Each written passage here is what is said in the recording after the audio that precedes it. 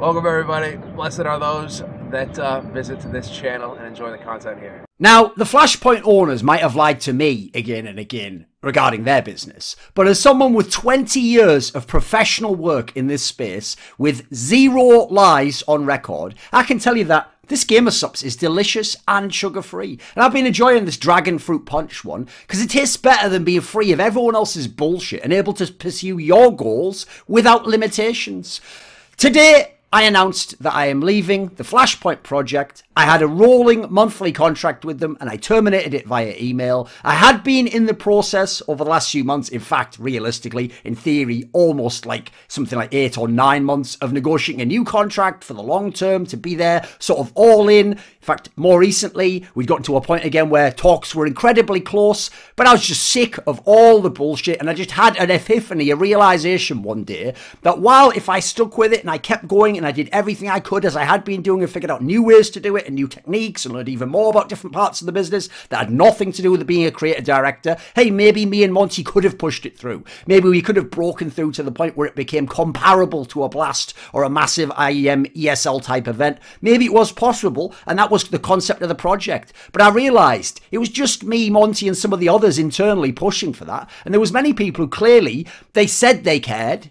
They claimed that they did. They had some money invested, but they weren't willing to even pay in a way that showed they respected the concept of the project. And I realised, what's the point in me putting all that effort in when they're not going to? And basically, without their money, them buying players, them buying teams, them setting up the tournament, but it can't ever succeed, no matter what we do on camera. So I thought, you know what? If I'm just the last support holding up, I mean, yes, Monty's one as well, and the talent, etc., but I was one of the major ones, why don't I just fucking go then? And we'll see how this project survives without me. So if people don't know, at the moment I posted that tweet, I think many of the owners had zero idea this was happening. I only basically allowed my inner circle to tell people within this week, pretty much. So on the one hand, it's a sad day if I think of what the project could have accomplished, my goals for it, even some of the things I was told along the way, the things that were going to happen soon, and medium term and long term. There were some incredible things on the horizon, some things that almost happened, even in the last year, but it didn't happen.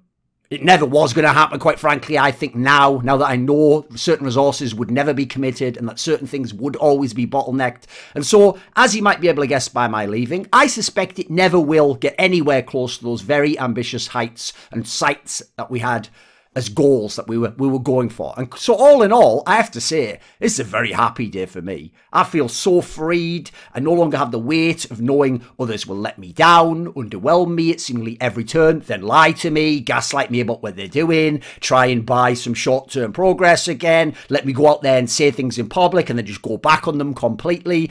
Like, I was lied to so many times and by so many people inside and outside of this project. Oh, and about outside of this project, certainly.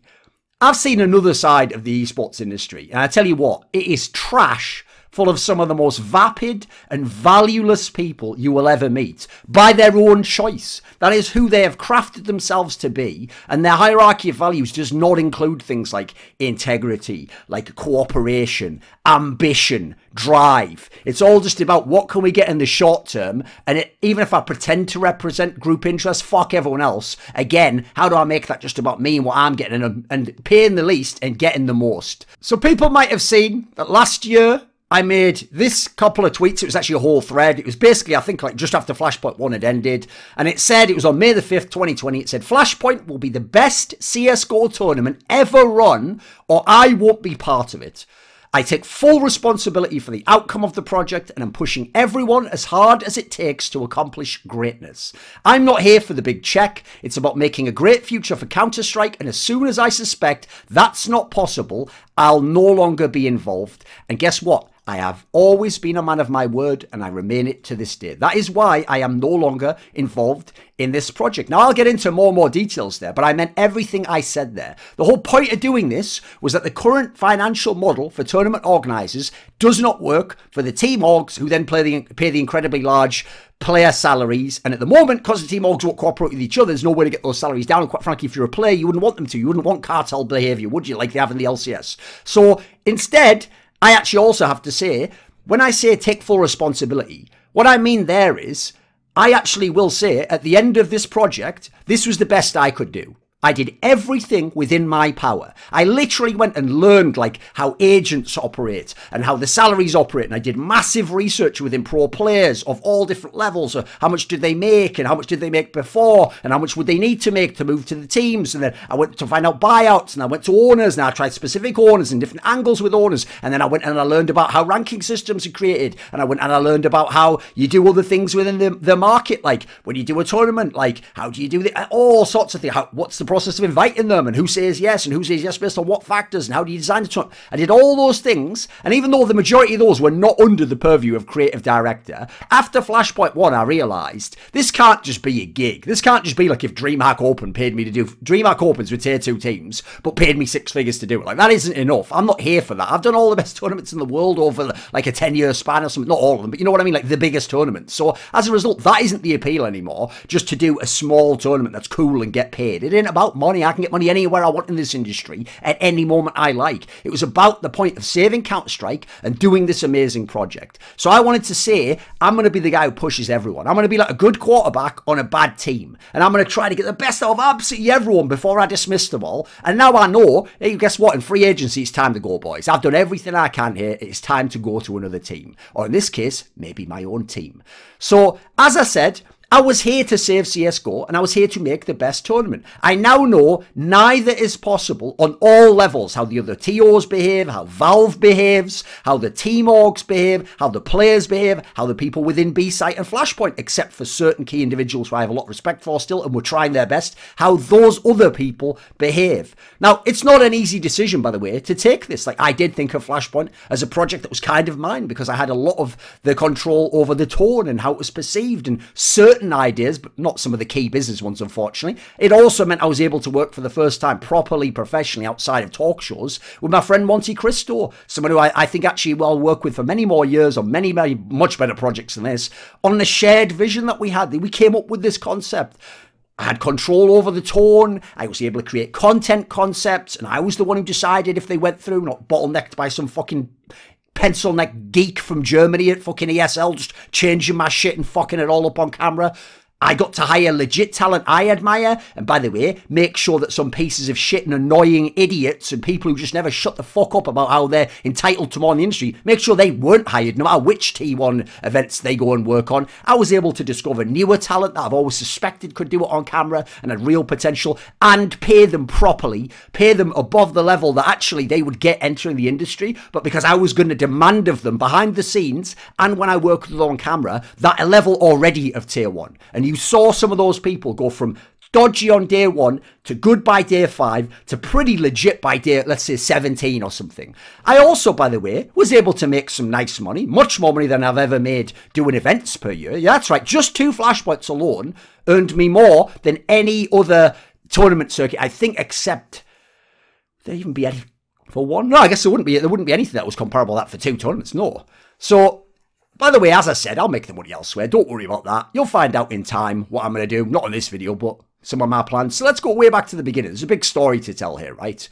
So I got this gig. I got to be the creative director of Flashpoint and more because initially I just consulted with the project. Obviously, way back in the day, it was going to be like 2016 or whatever. They were going to do PEA, and it was going into 2017. It was going to be Professional Esports Association. It was going to be all those NA owners, and they were going to have their own league, but it would have been exclusive in some ways and separate, and the players obviously backlashed. But I always thought it was a good idea. I'd always even said to some of the C9 people, that was actually a good idea. It was just badly communicated, and then you let the players play you using PR, so you needed to have people who could actually battle that. So when me and Monty consulted for these people, we brought in some sick ideas, but more importantly, a holistic approach, because we have a coherent philosophy from, in my case, 20 years in profession of esports. Monty, I'm going to say like, what, almost 10 at this point in time. And so I thought, you know what? We can impress these owners. We can make them buy in, which they did. All they need to do is pay the money and get the fuck out the way, give me the ball, and we'll take over the game. So I was then asked to not just sign as talent, by the way, but as the creative director as well as talent, and to take not some of these aspects, but to take a heavy role and to kind of invest myself into the project. Now, my vision was a tournament series, not a league, because I think leagues are whack generally. It was going to have double elim playoffs, it'd have GSL-style groups, it would have this MSL-style group selection where you could pick the teams based on where you placed and you could move people around, so it'd have hype and surprise and shit talking. The tone was that it would be a UFC style WWE personality driven league. It's a way to carry the broadcast, by the way, when the game isn't that good or the teams aren't that good or even the talent isn't always the absolute best. Break the ESL style, Disney style, LCS Riot, everyone Blizzard mold of like, this is kids shit, and like, oh look, it's just basic stuff. Like, I wanted to just destroy that and show there's another way to go. And so me and Monty were the ones who had this creative vision, and we had control over that vision. It was even planned that occasionally me and Monty would be the interviewers at this project if we'd had the players on person so that we could really get the fire out of them. Like when I did that Blast Spring Series one after the group where Na'Vi won the group and Vitality didn't even qualify, and I just said to Simple straight up when everyone's just said Zee was the best player of the year before, you don't really think he's better, because I know Simple, I know some of the ideas he has, and I just thought, let me put it to him, let's see what he says, and he said, of course not. Like, in that scenario, these are the things that we could have done at Flashpoint, but we never were able to. Some of it because of the Flashpoint owners, the teams, but also some of the other factors, like obviously we could never have the players in studio, and we didn't have players like Simple anyway, did we? We had players like fucking, like a Cillion from Mad Lions. Like, what am I going to say to him in the same context? It's not the same hype, is it? So the premise was that we would be some sort of an independent tournament that would fix the financial model. I mean, the logic went, you know, we'd get a couple of the big teams and then the Flashpoint orgs would buy their players and teams. All sounded great. In fact, it all made a lot of sense. If they all acknowledged that we bought in because we understand this economic model doesn't work and it can't work in the long term, so let's spend our money in the short term that we'd waste anyway on teams, just invest in and getting the best teams, and then let's try this project, and that'll be sort of the escape plan, won't it? It's like we're on a trash island and we're just going to die, so let's take some of the trash and make a rocket and fly away, right? Imagine if that was really possible in this realm.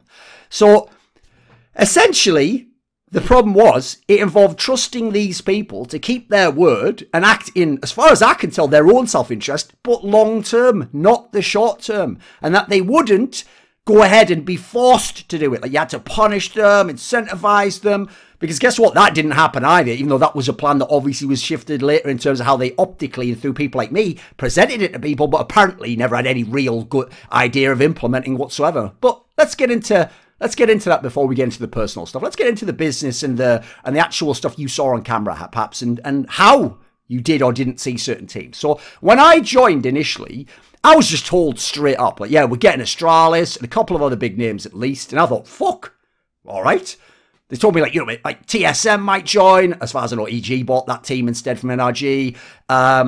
This was obviously months earlier. That could have been TSM. There's other teams they could have bought, like an NA lineup. Obviously, ones maybe with Wardell or something. Who knows?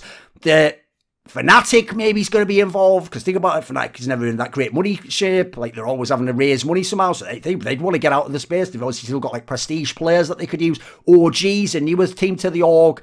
The space, rather. They know the seed isn't that great. And they're not necessarily going to be involved in everything directly the way they want to be. So, okay, these teams in theory were on the table. And in time, long before I tweeted anything about this, basically, yeah, Astralis is signed. That's how it's described. Look, we got him. It's done. That's done. Now the rest of the dominoes are going to fall. And then I saw that fucking Glaive tweet where it was untrue that Astralis had decided anything. And what's funny is initially I thought, classic lie home behaviour. What he's done is he's told the players one thing, he's told Flashpoint the other, and then he's just going to let this play out in public, and then he's going to see how he can play this to his advantage. So I warned everyone in Flashpoint from the second I was there, same as I did with CSPPA, like, you cannot trust this person or these people.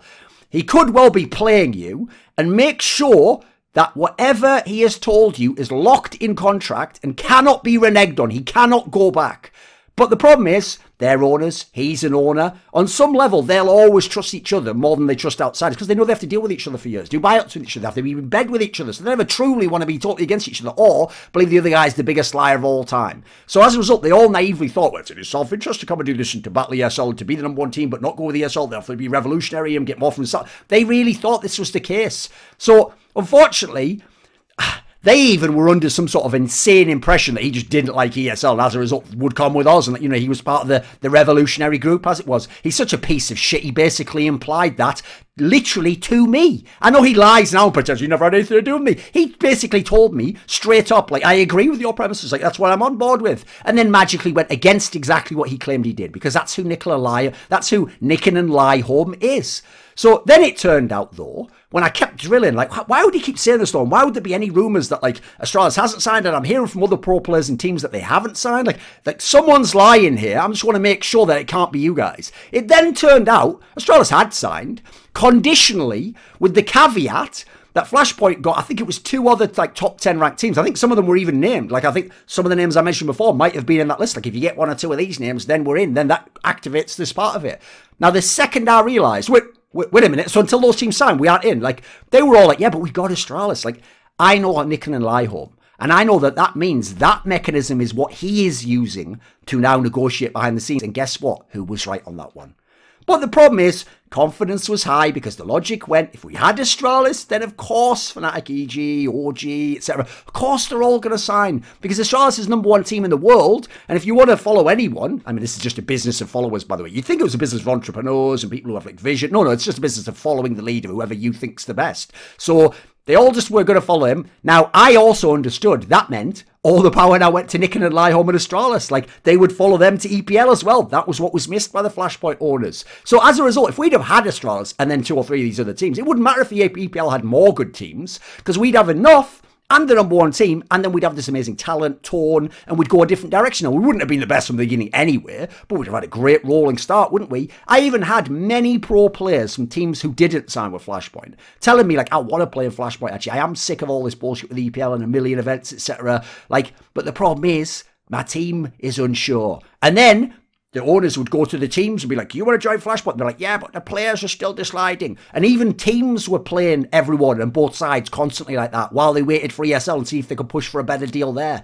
So in theory, everyone was deliberating, but I started to get my suspicions already, and so I was pushing it. I was even doing the public things, seeing if that would force someone's hand one way or another, based on what I knew. Now, my understanding, very briefly, is that Lie Home basically played both sides, but without necessarily having a goal as to which he'd go with, allowing them to battle each other, essentially have a bidding war, raise things up, letting Flashpoint feel like they're close to the finish line, then using the fact that Flashpoint's close to the finish line to drive a harder bargain with ESL so don't lose the #1 team and look like a fool. And what do you know? What was that story? Instead of just signing for ESL Pro League Season 12 or whatever it was, or was it 11? I think it was 11 actually. They set up a new company for the Louvre agreement with better terms and people on the head of the government. Like, just look into it. Like, use your brain, guys. Read between the fucking lines. So, by the way, I will say, even though EPL got all the teams, minus the Flashpoint teams, and fucked the competitive landscape for us entirely, one way, especially now, I can be glad that actually happened, is I can tell you right now that what we did got a better deal for the team orgs, and I won't say the players, I don't believe it did, long term, if this vision had worked, with ESL. So at least someone got something out of it. One of the reasons I got into this is that Team Orcs couldn't survive. Now, that's not going to make them survive. It's not going to make ESL survive. Actually, they both just hastened their death. But you know what? It got them something in the brief amount of time. And actually, that ended up being more significant than we realised last year, right? We all thought we would have a normal circuit. They didn't get a better deal for players. Again, they lied from ESL. But if the revenue had been at all comparable, players at the end ended up getting more within the Flashpoint system. I don't claim to be a financial expert, but that is my understanding from a number of financial people that I do trust to be experts, far more than some idiot who just worked as like a fucking caster and then in the back office at ESL. Like, those people don't have degrees and work like years in financial institutions. They just pretend they do know that stuff based on what they were told. So if Flashpoint had delivered the sponsorship, there would have been a bigger rev for the players. And that's a pretty cool aspect, right? Didn't really happen though, did it? Still, was it the end of the world that we didn't have the EPL teams? Because, remember that mechanism before? These 8 teams are bought in for 2 million, and remember, there's spots for 4 more. Now, only ones with capable teams, lineups that is, at this point in time, was Mad Lions, who were on the cusp of being good, and maybe MIBR, because they had those legendary players that, you know, magic can happen. They can sometimes turn it around for 6 months, like Fnatic did with their core. So the logic went, and everyone agreed internally, it wouldn't matter that we didn't have the top teams, because they would be top orgs, and we would just buy their players and teams. So as a result, the investment of the 2 million meant that teams would further pump in more money, and they would either buy the best players or the best teams from EPL. And then it wouldn't matter at that point in time. As Lurpis/Tommy basically straight up told these owners, people will have to put more money into Flashpoint, and they can decide to put more money into the company of Flashpoint and get better talent and better services and all these things, or give more prize money, pay more appearance fees, or they can just buy the better players. Like, whichever way it is, you've got to put more money in, because that's the whole premise of what we're doing here, and everyone agreed that was the case. So lineups being bought would have meant that EPL would have been just an org. Like, it's like when we would get the FPX team was going to buy Heroic. Heroic would have just been an org, and they would have probably been replaced. Like, the players would then be in Flashpoint. Obviously, much bigger ones than that, including some of the absolute best, were on the table and rumoured for many periods of time and maybe even got close. Then I even told them, forget even lineups, just sign a star player. Go out there, overpay for a star player, get him to your team, and imagine the disruption you're going to have in that league and those orgs over there. Like, imagine, I'm not saying any of these people were going to come, but let's just imagine for a second, because some of these weren't impossible. Imagine someone signs Nico for Megabox from FaZe Clan. Did end up happening, it was G2. Imagine a Flashpoint team did that. What the fuck would FaZe Clan have left? Imagine Breeze leaves EG and they have to just replace him with an NA player. It's going to immediately change the dynamic of the team. Imagine Crims from Fnatic, legendary player, just leaves and comes over. Valde from OG, Rops from Mouse Spots. You get my point. The problem is, forget those names, no meaningful players ended up being signed from EPL teams. Like, there were smaller ones, and there was people you don't really care about. The only lineup to really come over briefly was Heroic signing with FPX, but that was when they had Snappy and Essetag before they became #1. Even the team that signed from Godsend now is just alright. It's not even as good as that Heroic team was. The Cloud9 players came just before Flashpoint 2 in the autumn, and obviously never really worked out. Now, I couldn't have known any of this at the time. Elsewhere, when we were announcing Flashpoint, ESL's just stealing team slots and not even giving an opportunity for them to re-qualify that season, even though they've already earned their spot and they've maintained it. So as a result, I canned my $1,000 worth of like written work with them and the potential of working with them that year on 2 events that I'd have replied to their like request for which events you want to work for. And I did my famous tweet where I said I will never work with them again in any capacity, including majors, until the people who decide to steal those slots are fired, essentially. So I also had signed only with one company that year aside from Flashpoint, which was Blast. I was going to do the spring series with them. If it went well, it would have parlayed and we would have kept going from there. I only got to work the showdown and the group stage thanks to Astralis and Device hitting all the right pressure points because they're pieces of shit. But this video isn't about that, is it? There'll be other videos monetized about that. So along comes Flashpoint 1.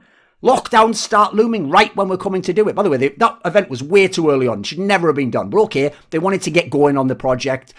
I had to get into the US, something mad, like 1 day before it was closed and you couldn't travel from where I was coming from. I wasn't able to come for the group selection, one of the main things I wanted to be there for, which kind of says it all about my experience of Flashpoint, just never really getting to do what I wanted to do. Missed the chance to banter, enable it, be a part of the first day and experience something incredible. Same way I actually missed the first day of E-League when they all got brought champagne by producers and stuff after it. And I wasn't there, of course, because they fucked up my visa.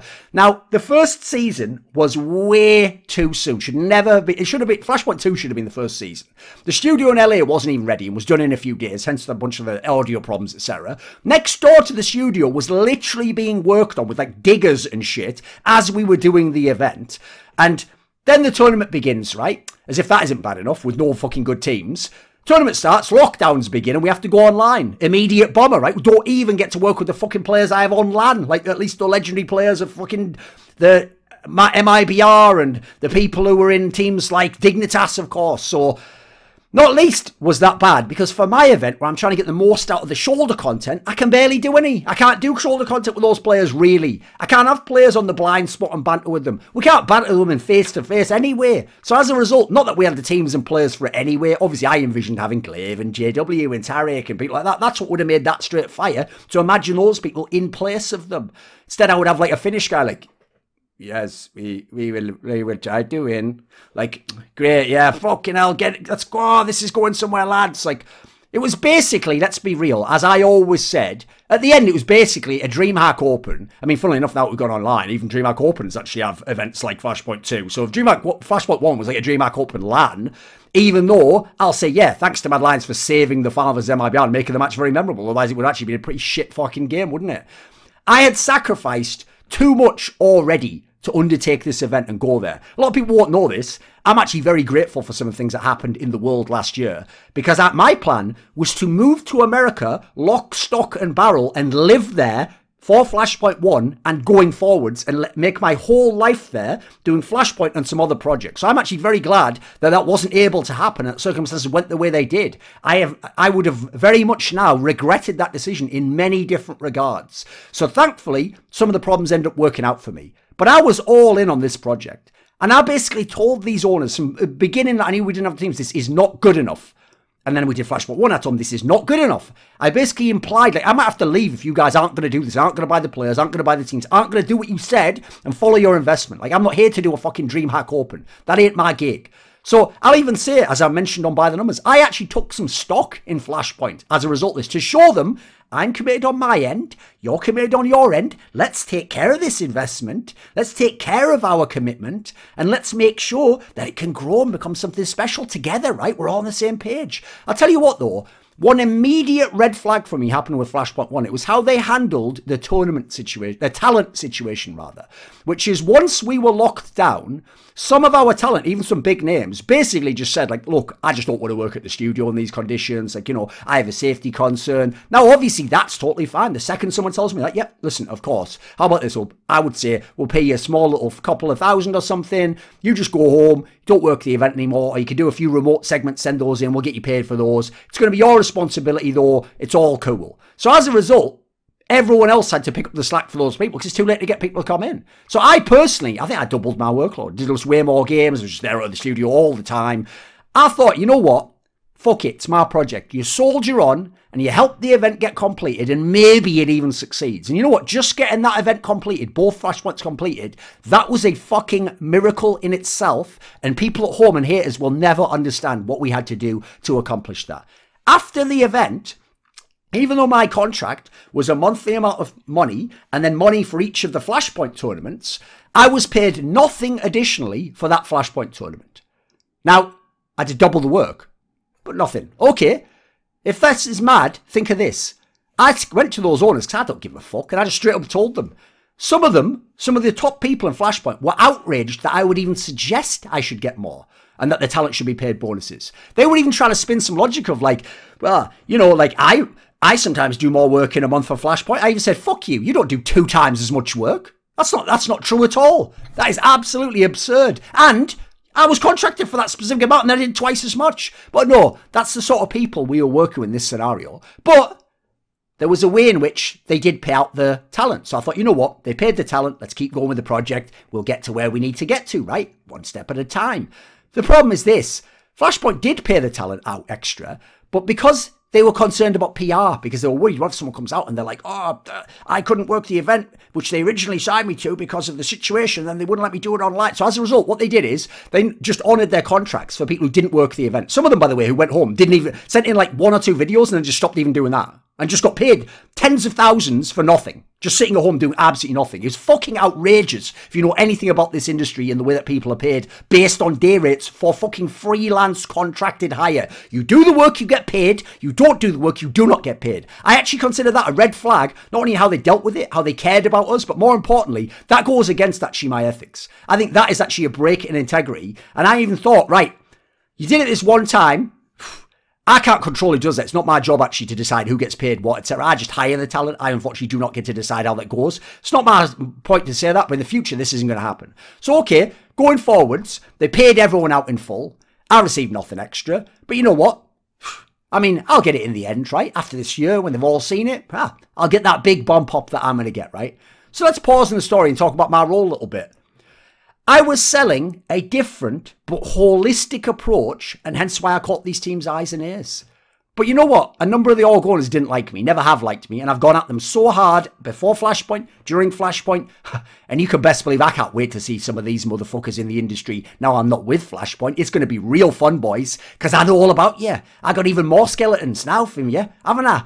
So some of them didn't like me. Like, you know when Nick and Nihom came out and said that quote where everyone thought he was lying, including all the people in Flashpoint came to him, "He's just lying, Thorin," where he said that an owner told him, "Thorin is an unstable and deeply troubled character, but a key to winning over the core and has nominally good ideas." Now, here's the thing. I actually absolutely, even then, believed that someone did say that. And quite frankly, their actions suggest as much, as I'll outline. Now, in terms of my PR approach, basically just taking the Thorin persona and account and using it now for Flashpoint purposes, I never lied about anything at all. I was never unfair to ESL and others. I always talked about what was factually the case and characterized it using my expert opinion. If they did something right, I talked about that. If they did something terribly, I talked about that. Other people can suggest whatever they like. It will always be a way people will go to me to say I have no integrity and I'm a liar, because those are the two things I inarguably have and can provably, on a near objective level, prove to have that the people claiming I don't cannot. Hence why they have a guilty conscience. Now, I never suggested or asked if I could take this public approach. Nobody ever asked me or suggested if I could take this public approach. I was literally just contracted as a creative director. I chose to take this approach. And I'll maybe get into some of why later. But basically, since I had control over my part of the project, nobody was going to stop me either. I mean, they need this project to survive. Otherwise, their teams are fucked in the long run. They have to just sit back and let me go for it, even if they don't like it. And I tell you what, that was a lot of fucking fun. I had a great time. I was laughing the whole time and wrecking all the cunts in the industry. So one of the things I do in esports in general that nobody else, barring, say, Richard Lewis, I mean, the past people like Sir Scoots, something nobody can do is I can say things that nobody else can say and directly suggest corruption or imply as much in a way that others just won't do because they think, well, I don't benefit from this, or they might be reprisals. And I'm like, what reprisals at this point in time? So I decided to do this with the ESL. So I highlighted the difference between the two leagues philosophically based on each scenario that would come up, truthfully. Now, because ESL was the best before Flashpoint existed, I think it's probably debatable if they are now that we don't have it, like actually big events. They would be if we were doing big events at ESL Cologne on LAN, but in an online world, they're plus just as good, if not better, with the production, right? I thought ESL's run to a dead end. I already know some of the people behind there. They are fucking pencil pushers. That's why they never understood talent like Machine, like Sponge, like Pansy. Never actually properly treated these people with the respect and sort of creative control and brought them into the system that they deserved. Instead, they just nickeled and dimed them and basically, yeah, you'll know some of the stories based on what they've implied. So I knew that these guys would never embrace what I wanted from Counter-Strike, and they weren't going to develop the broadcast further. They're still just going to hit their ad breaks and give you 30 seconds each on the desk. They don't give a fuck about the team economic mechanics because they can't. They're going out of business themselves. They're losing massive amounts of money for their parent company who tried to sell them lock, stock and barrel to the fucking Chinese. The Chinese just said no. They were never going to embrace the true tone of Counter-Strike and what I want for my money, so as a result, fuck them. Then, the EPL slots thing, and lying with numbers and fuckery and shit PR all the time, and then using other figures in the industry, including journalists sometimes, to spur on nonsense things that were never even topics to really be discussed. Yeah, fuck ESL till the shit burns down, mate. Who cares about these guys? Now, I could be far more mobile than ESL. I don't have to sit around and discuss our strategy and then put something out in a certain way. So, as a result, I was on my Art of War shit. And I tell you what, I won a lot of little guerrilla fights, no matter what you might think of the end result of the war. Now, I will get to the whole public industry response. That's not important right now. We can get to that as an afterthought. I don't regret any of what I did in terms of my tweets. I'm happy to stand by all the things I said, minus the now incorrect statement about the scheduling of the qualifiers. I'm happy to have earned the enemies I have. That's one of the things I always feel grateful for in this industry. I love it when people smoke themselves out as a real piece of shit who can't handle someone with integrity and who speaks his mind. I love that. I love it when they lie about me. So I know, right, not only will I never work with you, I'll never be a part of promoting your brand, but I'll also ensure that people around me, that's a standard I hold them to. So I don't care about these people. I don't want them on my side. I want them flushed out and I want them flushed away. I want to build a new esports industry, starting with me and on out. And it's going to be a pact of fucking brotherhood. It's going to be people who have integrity and honor. I'm talking about like brotherhood, men in the colloquial sense here, of course, when I say men of integrity. Just talking about humans, of course, in case you're an idiot and doesn't know etymology. They're the only ones that are welcome in my industry. So, listen, I admit it myself, I did on Twitter, and I apologised immediately. I fucked up with the ESL scheduling tweet, because I was told by multiple people, owners and tournament people within Flashpoint, that we had been scheduled over, and it was said to me they'd fully done it with knowledge of our dates. Now, they'd never put the dates, it turns out, Flashpoint on the calendar, so that's not even true. But that was what was told to me as truth. Hence why Dan Fiden, one of the owners of Cloud9, himself had to tweet, yep, I'll take responsibility, I'm the one who told him that. You try getting an owner to come forward and admit he fucked up and not make you the fall guy. You won't ever do it in this industry. That's who the fuck I am and the standard I hold the people I work with. Because guess what? If they didn't do that, this video would have come out then. I'd have been on my fucking bike. I'd have just thrown the money back in their face. I don't give a fuck about money, mate. You'll pay me money because it's about respect and status when you do that, because I know you guys only value money, the owners. But money ain't a shit to me. Money's just something to let me do what I want to do, and I'll get it from wherever I need it, not necessarily just from you, big head. So the owners didn't like some of the PR backlash, especially once they didn't have the teams, which is rich as fuck, considering part of it is because they didn't have any fucking teams. It looked stupid. And they told me they were going to have the teams. So they created that scenario. And then like, I don't really like the way this is going. It's like, oh, well, that's fucking rich. I just told them straight up, I'm going into a war and you give me 0 fucking weapons and you've told me I can suggest I'm going to invade their fucking territory. What are you doing? So, as a result, what were fans going to be interested in except the talent? Now, listen, I killed it with the talent. I got those people because guess what? I had the actual resources to do that, so I was able to do it. Now, after the tournament, Flashpoint 1, is when I made that tweet I referenced earlier. The context was, I was coming home, I was really upset with things, there was no point without any good teams, so like, unless we can figure out where to get the good teams, there's a mechanism, what's the point in continuing? I was assured that teams were being approached, big lineups by the Flashpoint orgs, and that over the summer there would be a big spend and these orgs teams would come over. So for Flashpoint 2, you'll have the teams. I was told that fines were still a key mechanic that was going to be implemented. Oh, it's a bit tricky because of coronavirus and lockdowns, but yeah, we'll implement the fines and that'll incentivize people to buy. All made a lot of sense, right? In the end, it did convince me, Monty, the fans, not the owners themselves, of course. It's a line of bullshit that they were just feeding us the whole time. So the reason I made that tweet is because I then thought, surely all these owners can't be lying. Surely at least like 2 or 3 are going to buy really good teams. Plus, now the economic situation means that unless you're someone who has no money, this is a buyer's market, boy. That's why you've seen all the stock market go crazy and all these things that hold value be invested into. I knew already, because of the bullshit behind the scenes, Astralis is on the market, unbeknownst to some of their players, by the way, in terms of the offers that there might have been considered. Likewise, I knew there was rumours teams like Fnatic and Mouse Spots were available for the right price, for obvious reasons if you think of those orgs.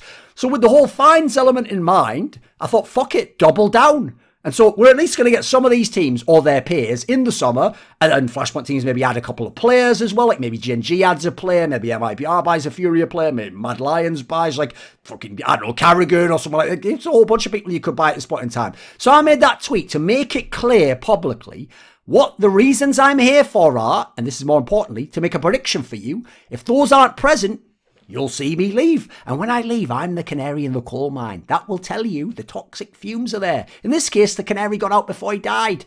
Sucks to be you, right, FP owners? So I wanted to signal also, this is another thing I did with PR that a lot of fans don't understand. I was going to use my PR as a weapon against the Flashpoint owners too. In the same way Phil Jackson used to use the press to motivate and to drive his players to prove him wrong or to do certain things. I'm doing that with press. That's what I was doing. So as a result, I also made that tweet to make it clear to everyone, those fucking Flashpoint owners, you know what, I'm only here for these reasons. If you don't live up to your end, I'll be gone. That's it. I'll do out my yerks. Listen, I believe in honouring your contract, but after that, you'll never get me back again. So throughout that year, I even did tweets and shows on By the Numbers where I roasted the owners. I would always say, if Monty was like talking about how good the teams were, he's not from Counter-Strike, remember? I would just always say like, look, mate, they are like a DreamHack Open. Like, they are tier 2, let's be real. We have like one tier 1 team or something, depending on what the period of time is. Like, I would always downplay it because I was like, you know what? That ain't my part of the business. I just do the fucking show, mate, and I present the show. That's the Thorin persona. If you want to actually have me talk about these teams being good, buy a fucking good team, you moron. I'm not going to say they're good just because you pay me, you daft cunt. Never happened in your lifetime. Similarly, I was blunt as fuck about these things on Twitter because I wanted those guys to feel that pain and know that the only thing that can motivate them to do is get the fuck out of Flashpoint or put the money in. Sadly, they did neither.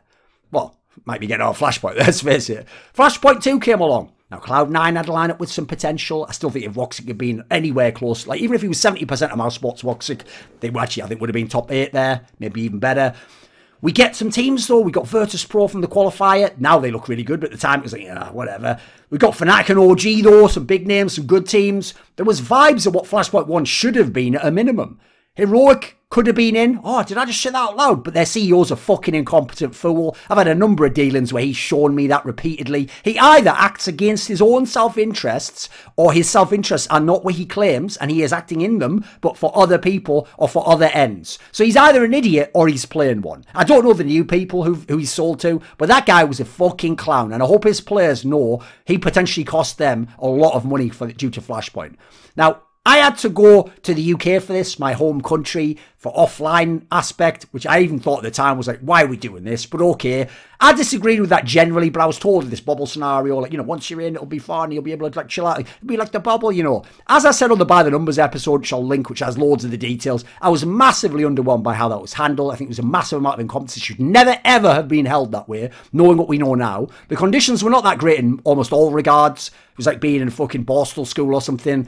Testing ended up being a farce in terms of regulations, and if you know anything about PCR thresholds, positive test from someone meant that I was literally on house arrest for a week in solitary confinement without the ability to leave my room and then enter it again, and I could only go outside to smoke on my own with essentially a guard, like once or twice a day, and that's it. I could never meet anyone else, and I had like a choice of something like 2 meals each day. It was mental.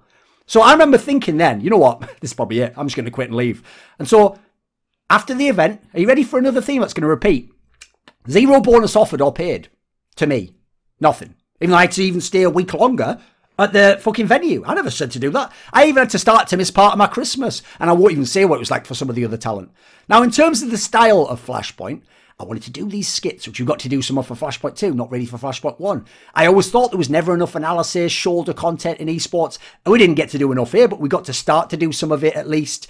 I wanted documentaries to be done. Lockdowns hurt that, of course. I wanted people like Maui Snake to have like an hour to do a tactical breakdown of a bunch of teams. And then we'd split it up in a little block. So you'd have 5-minute segments. And never really got to do those. I wanted talk shows. I actually planned, along with the producer of Flashpoint 1, that Flashpoint wouldn't have started with just get to the point. That would be like the traditional, like, and here's the teams and the schedule and the maps. Before that, there'd be an hour podcast, like a JRE style, like loose podcast on couches, where me and a couple of people I picked out, maybe players, maybe analysts, we'd chat about the games, what we're looking forward to, and banter, and then it'd roll right into the Flashpoint the show, and we had all sorts of incredible things planned, like a mobile camera that follows everyone around, and we're talking backstage and going here. I even planned that all this talent, sadly we didn't have the right talent managers, etc., would be doing Instagram stories and tweets and little like short pieces of content as the games are going on to get you hooked into it and engaged and different aspect and a different view on it, and things they couldn't see on the desk, they'd get out on there and get all their points across. If you haven't guessed yet, I never got to run a single one of my Flashpoint tournaments. I ran bastardized, compromised tournaments twice in ridiculous scenarios. Some of the situations obviously to do with the lockdown and the situation we can't get the players in, not their fault. But some of it due to just incompetence and lack of resources and then hiring the wrong people to do things on the back end that you'll never find out about, and I won't call them out by name. Post-event Flashpoint 2, I basically just said to the people I trust within Flashpoint, that's it for me. I'll be going now. I will not be negotiating another contract. Like, this is it. I'm not going to sign for another Flashpoint season. Like, this was unacceptable. I will never work under conditions even vaguely comparable to that ever again. But you know what? They took action. They changed some key aspects of the top management structure. And so I thought, since it seemed like the right people were now in position, I can double down for this year then. I can give it one last go. We'll double, triple down one more time. And this is it. If they can get it done, they do. We'll also see, by the way, it's also a very short amount of time. Like, to the idea you're going to succeed within 2 tournaments, yeah, it's not going to happen in terms of becoming the best. So it always was going to be a long-term project. So, okay, maybe it can be saved. The problem is this. When they did hire the management of the people like the CEO, they hired them months and months into the project. Like Flashpoint 1 had already happened. And then the management wasn't people who knew the space of esports, by the way. These were people who talked a good game from outside, but they ended up being incompetent, clueless about the industry. They didn't get more sponsors, hence we didn't get the rev. They didn't convince more teams to get more players. They didn't convince more orgs to join. They didn't implement fines. And the people behind B-Site/Flashpoint spent mega bucks on these guys, even though effectively I couldn't show you anything physical on the outside that they did, that they actually had, that was an outcome. In fact, most of the things were things I did for them that would then count for their work. They were paid, they were through, we're talking like potentially a lot of money. Let's say high 6 figures into the 7 figures, just thrown into a fucking black hole with nothing to show for it, and had to replace some of these people now. Now, in terms of me, I was working for this guy, this head person, doing all this stuff. Like I was putting together, this is all stuff that has nothing to do with the creative director, by the way, which I was doing as well on the side, and doing shows weekly with Monty about Flashpoint. I was putting together reports where I go and I get salary information from top players, top teams in Europe. By the way, something I could get paid megabucks for and have been as a consultant, just one-on-one with teams. And then I would get that info so that then we could push the orgs and we could say, look, you have this budget, you claim you can spend this. Well, this player's available for this and here's his buyout, so go and get this player. I soon discovered that in the Flashpoint orgs, Nearly all the GMs were incompetent idiots. The owners knew nothing about the transfer side or had any read of who's good to sign and who's not. They were just going on Reddit narratives. The GMs typically weren't even from CSGO. They didn't know who the free agents were, who the players in teams who would want to leave were. They didn't know their buyouts. They didn't even know how to contact them. And I was doing all these things. They didn't even know the terms of their salaries, what to offer them, that some of them would leave. They were like, but he's in a good team. That's like in the 9th in the world. Like, well, I know he's available though. All right, but how can you know that? Like, these guys were so incompetent. I remember thinking, am I going to have to do it all myself? But I also thought, you know what? If I do it all myself and this works, you have to pay me that sort of fucking money next year, don't you? And then we'll actually finally have a league with good players and good teams in it. So I brought free agents, players who want to leave, big names, some of the best coaches and players in the world and lineups to these Flashpoint orgs and put it. I had a whole channel where I used to list all the, like, if anyone became a free agent publicly, I would even put it in there to put a little bit of description, like, this guy was like a great player, 1.6, he could be a good coach, like, oh, this guy here, he's like in bad form, but I think he's going to discover it next year, or this guy's actually one of the best NA talents. I would just tell them and they would just ignore the shit. Or if we went to them directly, they'd claim all sorts of excuses to not spend, or why, you know, I'm going to give this lineup another try. Even though I was like, told them that shit, it's dog shit, that lineup can't work. It cannot work, I promise you. But they didn't care. So routinely, they either ignored me, they humoured me. Sometimes GMs would even say stupid shit like their NA player was better than this guy, some monster EU player or legend. Or they'd try and they'd fail to get the player because they never really knew what the fuck they were doing. In terms of teams and players, let's be real, they are the lifeblood of the tournament. As I said, if you give me 3 out of the top 10, I could work with it. With 0 out of the top 10, I can't do anything. I can't make the best broadcast, right? No matter what I do. The broadcast has to be carried by the teams. There's a reason why the IM Katowice final didn't have very high viewership, because the wrong teams made it, unfortunately, boys. If that was Team Liquid and Na'Vi, might have double that viewership. So with 0, I can't do anything. Astralis, by the way, the players could have signed with a Flashpoint org, and I kept hearing they were very close, and basically, it wasn't the choice of Astralis, the org, or the players as to whether that signing happened. Maybe that org just turned them down at the last minute and decided not to. That's what I heard, basically. I've heard of an Astralis player, at least, who could have joined an org. Again, wasn't necessarily his decision. He had his terms out there. If the other people had agreed to it, he would be in that org right now and would have played in one of the Flashpoint tournaments. I heard, like I said, the EG lineup was for sale. As you now know, the Nico Balkan Super Team was available. I shopped them all around. I stressed to so many of the teams to sign them. I did find it very disappointing that Cloud9 didn't sign them, but then went and built their own inferior mix of players that was never going to be anywhere close to that level. Like, Cloud9's team could have been a top 10, and then maybe you do a player move, like you get a ROPS, and then you become a top team. But Nico Balkan Super Team had the potential to be number 1 from day 1, and for potentially the same money as the Cloud9 team that they built. But okay, different time periods when these offers happened. Then I tried to get new GMs and coaches into the league. I tried to go to the team, listen, this guy isn't good enough, he's just a demo watcher. Get this guy's one of the best. I had some of the, here's the thing, because coaches often aren't the guys who have enough power and position and they're just pawns within their orgs. Even some of the best coaches in the world, if I made you a top 10 coach in the world list now, I had like 2 or 3 people on this list, sometimes 4 or 5 in terms of GM positions, who wanted to come to Flashpoint and join. Now, I can tell you, almost none of them did, because those orgs didn't care, didn't understand, never got it. They still have their fucking Overwatch guy as a GM. They still have some bozo former shithead tier 3 NA player as their GM. They don't get it, guys. They don't care about this side of Counter-Strike. So, in terms of the talent, that was because of me and Monty. It wasn't because of Flashpoint. They didn't have loads more money, but they didn't like overpay and all, pay like way higher stuff. They paid like people's day rates and the amount you should, etc. But they made their decision to come with us because of what we were trying to build, because of the vision that we sold them. Especially, by the way, once they knew we had no fucking teams, like for Flashpoint 2, etc. Some of them even just straight up told me, listen, mate, I'd have left a long time ago if you weren't here, but as long as you're here, yeah, I'll stick it out. Let's do what we can together. Let's fuck all these other TOs and do what we can. After Flashpoint 1, I even had to get new talent. And I didn't even go for the big names, did I? Even though I paid them the money I would have given the big names. Because I looked around the scene and I saw some people at tier 1 in all aspects of the business. I think these people aren't fucking good enough. So I'll get people who have potential and show me something. And especially show me like initiative, work ethic, respect, loyalty. And I'll craft these people into the next tier 1. That'll be way better than the current tier 1 people. And I'm glad to see other TOs using some of those people. Like obviously I had Maui Snake from the beginning. But then I got in Hawker and I brought in Alan. These guys would Alan was never hired to any of these events even when I told the TOs. Hawker would just be on the B stream as a fucking colour commentator. Like, these guys could do so much more than these fucking idiots know, but the people who hire them have no fucking eye test and just go off like, Reddit seems to like this guy, or he's on all the other events. Like, that's the sort of follower business that we're in, guys. We're not in a business of people who have vision and who are willing to stick by their own fucking qualitative judgments. So basically, while working for Flashpoint, I was an analyst and I fucking killed it at that, as I always do. I was the creative director and I murdered it at that. I'm the best to ever work in esports in that regard. I was a marketing face. You can have your own opinion on how I did there, but I tell you what, I got the engagement and interest every fucking time I open my mouth. I was a talent head and hiring people. I think I did one of the best jobs ever at discovering new talent. I was a consultant, massively underpaid for that, giving $1 million advice for pennies on the dollar, as it were. I was an unofficial GM and agent for a bunch of players, some of them who have even disrespected me publicly, despite the fact I never gained anything personally from actually helping them, except that the Flashpoint project could have gotten better. So after Flashpoint 1, I was told by key people in power, even though I never suggested it, I was going to wait till the end of the year and do my whole contract and then negotiate once I was a free agent. They told me, I mean, if people are wondering, because I said at the beginning, I have a rolling contract. I have a rolling contract for what I do monthly.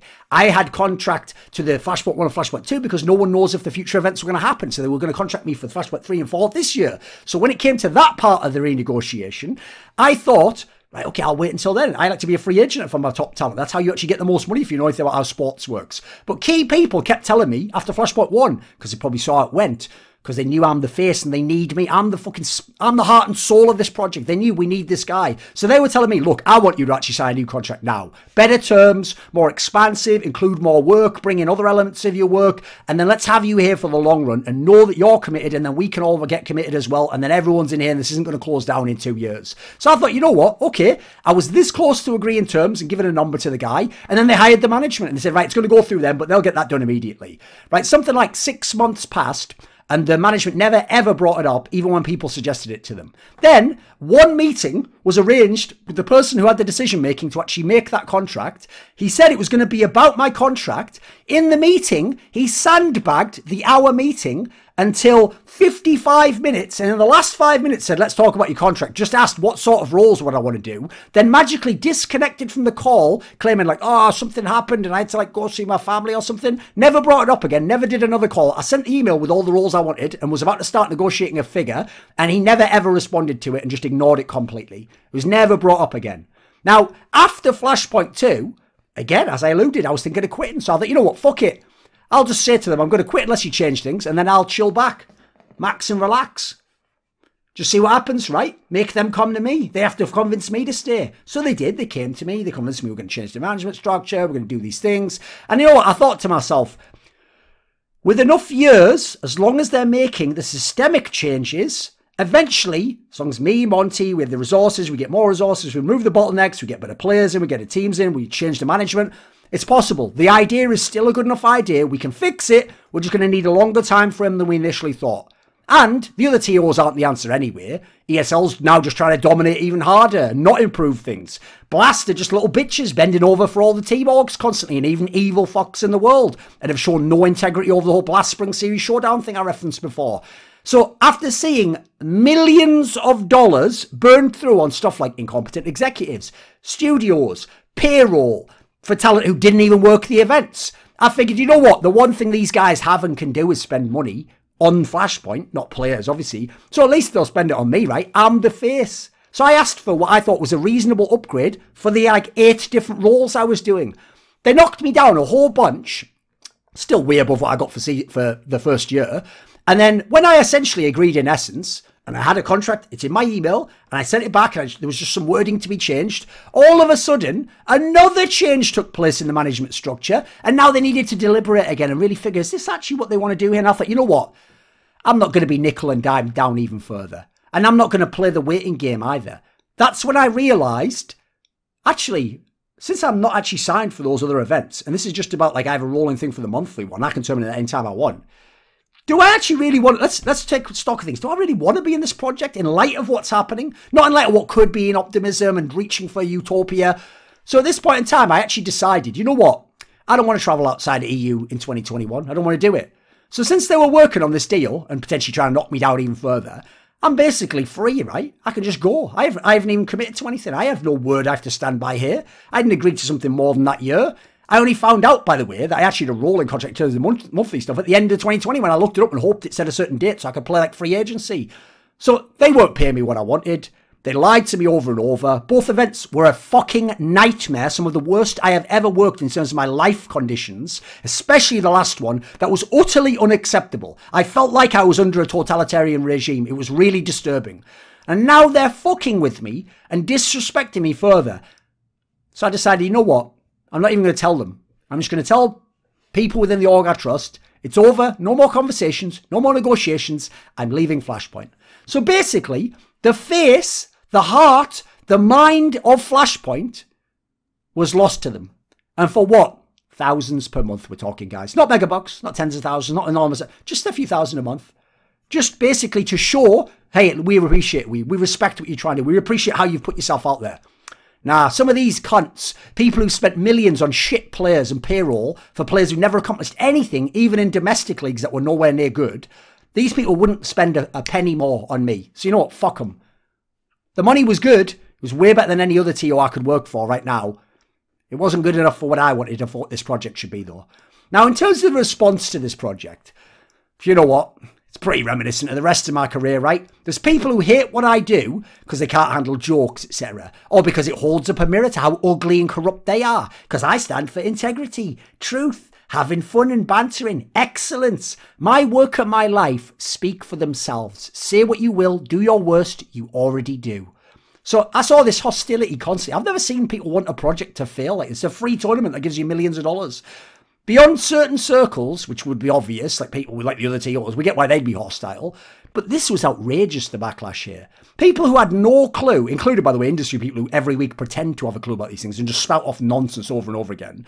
Because they had no clue and no inside track, just started lying publicly about us and saying things that could not have been true.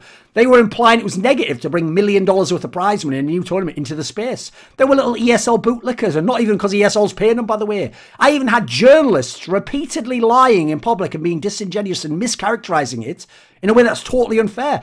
Professor, this HLTV journalist, even implied Flashpoint view-botted the Flashpoint 1 stream, something that had nothing to do with me, and I even retweeted Richard's tweet saying it's pathetic behaviour in general. ESL, by the way, does the same with the SA. He doesn't call them out.